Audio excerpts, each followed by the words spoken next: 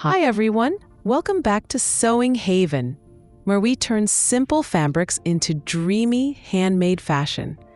Today, I'm going to show you how to create a gorgeous floral summer dress, a piece that makes you feel light, free, and full of summer vibes. Imagine walking on a sunny beach or attending a beautiful garden party, wearing a dress you made with your own hands. Can it get any better than that? In this video, I'll show you step-by-step how to draft the pattern and sew this flattering, flowy dress that will make you feel super confident.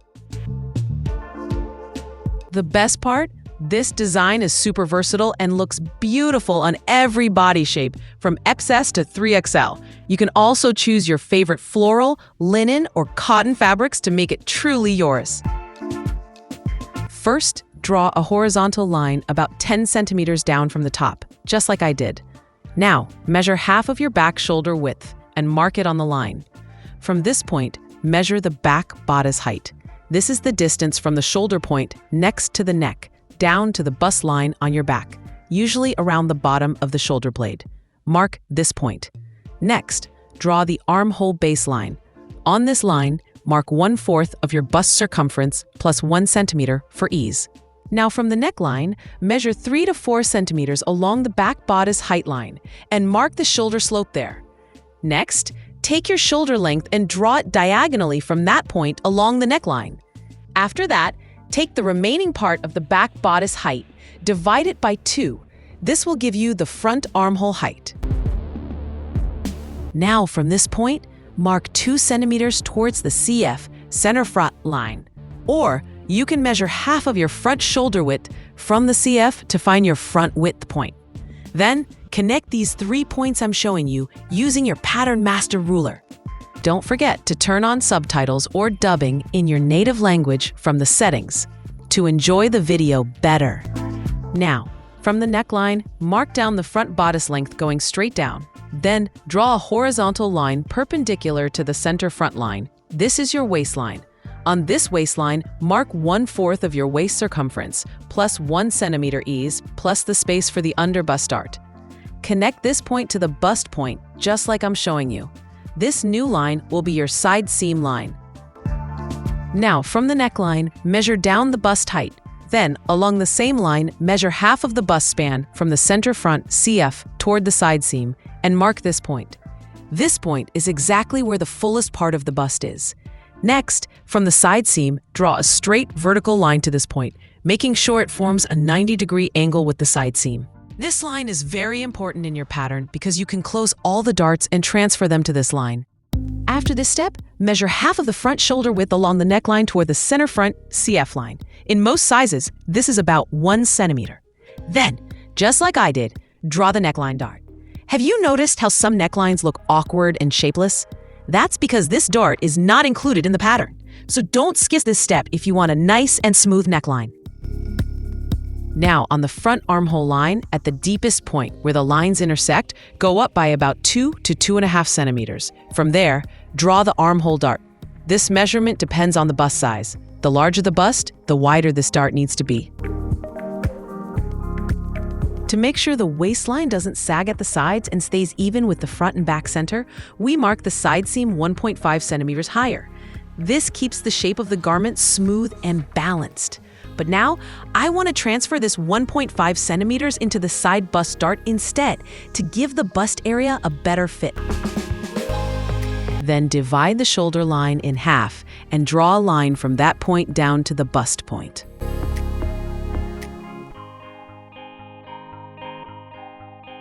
See, I love seeing where you're all watching from. Drop a comment and tell me which city or country you're watching this video from.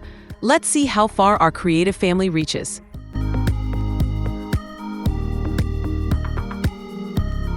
Look, this is the same 1.5 cm that I used in my previous tutorials. But this time, instead of removing it from the bodice length, I transferred it to this dart.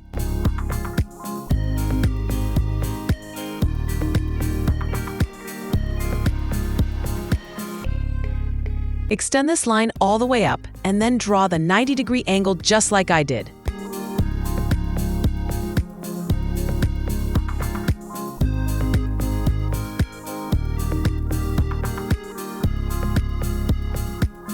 Always make sure to adjust your darts perfectly from the starting point, 0 point.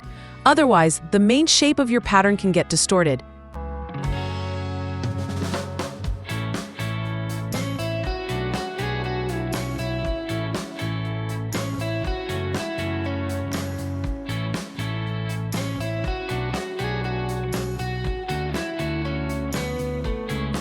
Now, from the neckline, mark the desired depth of your neckline.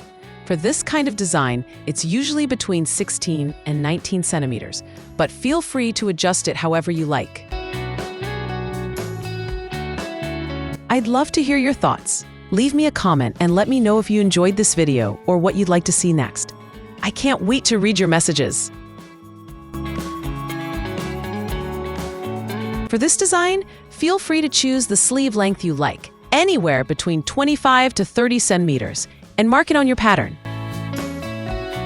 You can choose the sleeve hem width based on your style. I recommend adding about 25 to 30 centimeters for a nice, comfortable flare. Here, mark the half bust distance, the distance between your bust points divided by 2 on the waistline as well. Now, do you remember that we added 3 centimeters for the dart allowance when measuring 1/4 of the waist? At this point, we divide that 3 centimeters equally on both sides of the bust distance line we just marked. This will create the under bust dart. Always mark the balance points when cutting a princess seam, especially the bust point. This will help you sew accurately and get a perfect fit.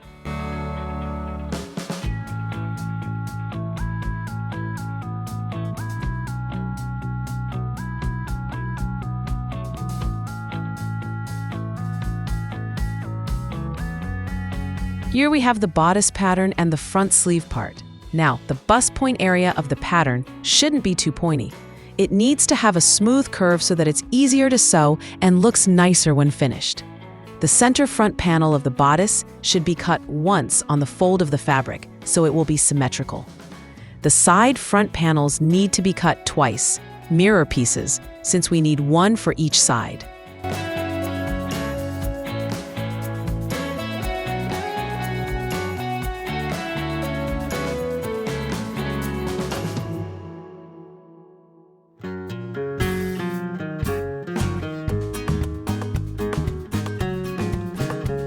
For the back bodice pattern, mark 10 centimeters in from both sides of the pattern. Then, draw a 90-degree angle at each point you marked. Now, the top line becomes the neckline, and the center line will be the center back line of your pattern.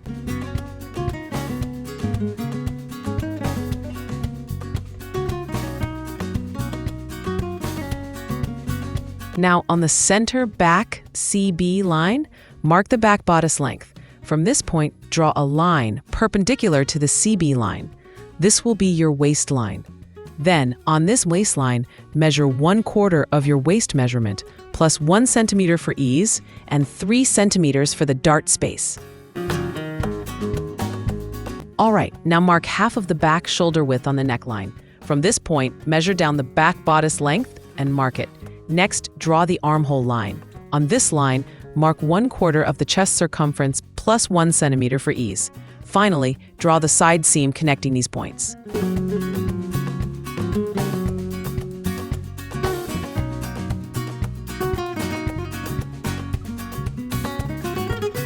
Now, from the neckline, measure down 3 to 4 centimeters along the armhole depth line and mark the shoulder slope point.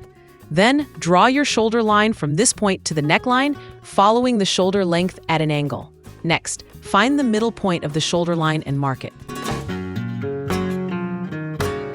Now, for the back neckline depth, from the neckline, mark down along the center back CB line about 16 to 18 centimeters. You can adjust this measurement to your liking. Then draw a line perpendicular to the CB line at this point. Next, find and mark the bust point height just like shown in these two pictures. Then connect this point to the middle of the shoulder line and extend it upwards. Create a 90-degree angle at the top, just like I did. On this line, mark the sleeve measurements. Use the same measurements as the front sleeve pattern. Then, draw the back sleeve points and connect them together, just like I did.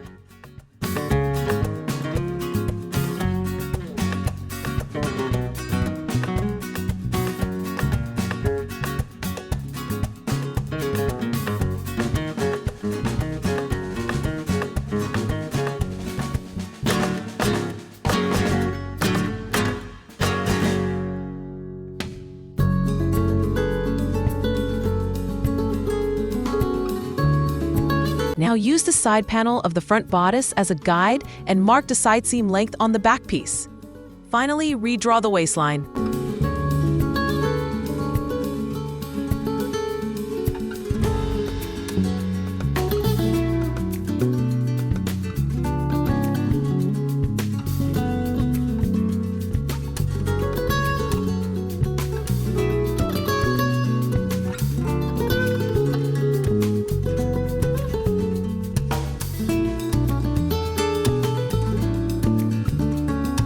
Here, we join the front and back sleeve patterns together.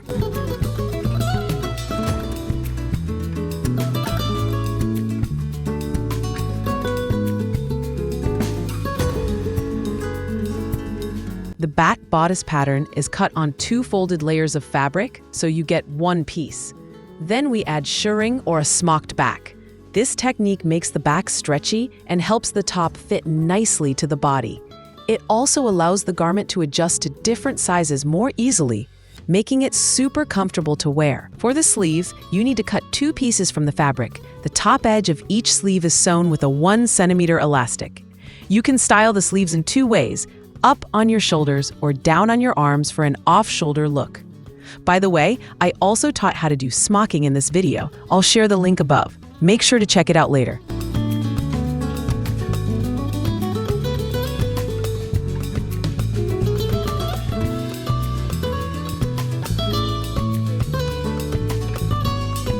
For the front bodice panels, please cut the same number of pieces I mentioned from the stretch lining fabric or from your chosen main fabric as well. This way, the front of the bodice will be lined with the stretch lining.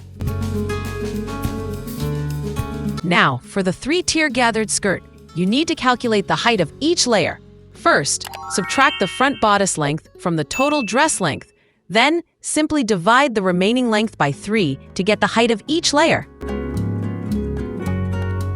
For the width of the first skirt layer, the one that will be gathered and attached to the bodice, place the panels on your pattern just like I did. Then, mark the waist measurements of the front and back bodice pieces along the top edge of the first layer. After that, add about 20 to 25 centimeters to this measurement to create enough room for the gathers. This extra width will help you achieve a nice, beautiful gathered effect. The extra space left in the center of the first layer of the skirt is for creating gathers at the front of the skirt. And if you remember, we already added space for gathers in the back bodice pattern before, so we don't need to add this extra space for the back of the skirt again. This design belongs to the maxi dress category, long, flowy, and super comfortable. It's a favorite for a feminine and breezy summer style.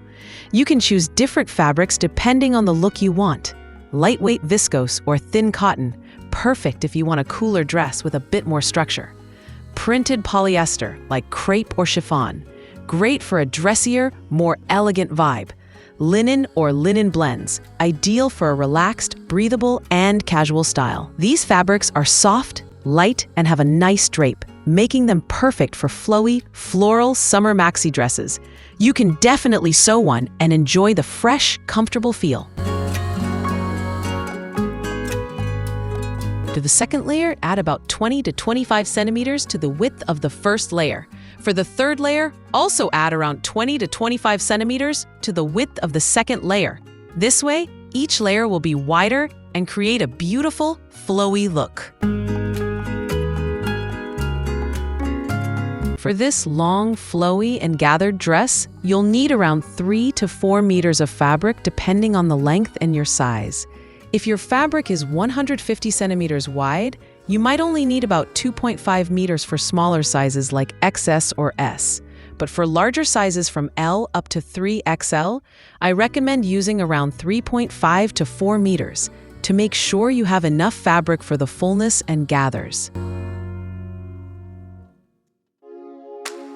This dress is a great choice for different body shapes. Apple shape, the layered ruffles help draw attention away from the waist area and create a balanced look. Pear shape, the puff sleeves add volume to the shoulders, making the body look more proportionate. Hourglass shape, it beautifully highlights your natural curves. rectangle shape, the added volume at the top, and the flared skirt create the illusion of a more defined waist. Thanks to the smocked back and gathered skirt, this design fits sizes from XS to 3XL easily. It's adjustable and super comfy, no zippers needed. How did you like the lesson so far? I'd love to hear your thoughts. By the way, I pinned the full playlist of all the tutorials in the comments. Make sure to check it out. There are lots of useful tips waiting for you.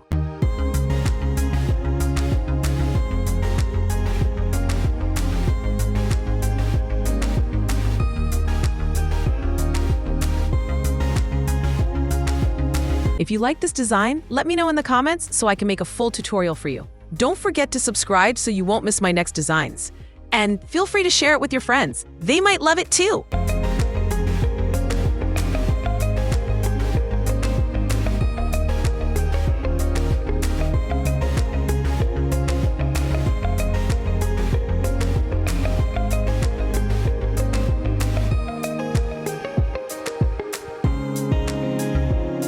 Here, the height of each tier is 33.5 centimeters for the dress length I chose, which is 140 centimeters. The width of each tier is cut 40 to 50 centimeters wider than the layer above it on folded fabric, double layer. This tiered skirt design with its multiple gathered layers adds beautiful volume and movement to the dress. It creates a soft, romantic feel that makes the outfit look more elegant and dreamy.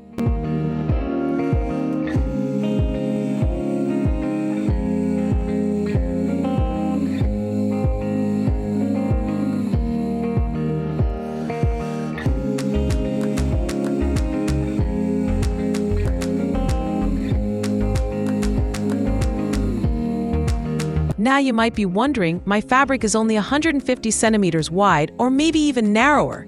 So how can I cut wider layers? Here's a simple and easy solution. Cut 2 pieces with the same height and the same width as your desired layer using your 150 centimeters wide fabric or whatever width you have. Then, sew these 2 pieces together along one edge to make a wider layer. After that, you can easily cut the full width you need from this larger piece.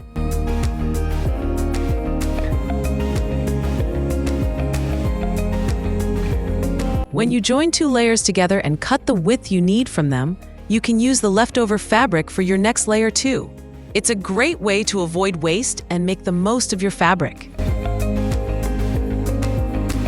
I didn't design a layered pattern for the bust area because I believe simple designs are always timeless. They never go out of style and always keep their own charm and beauty.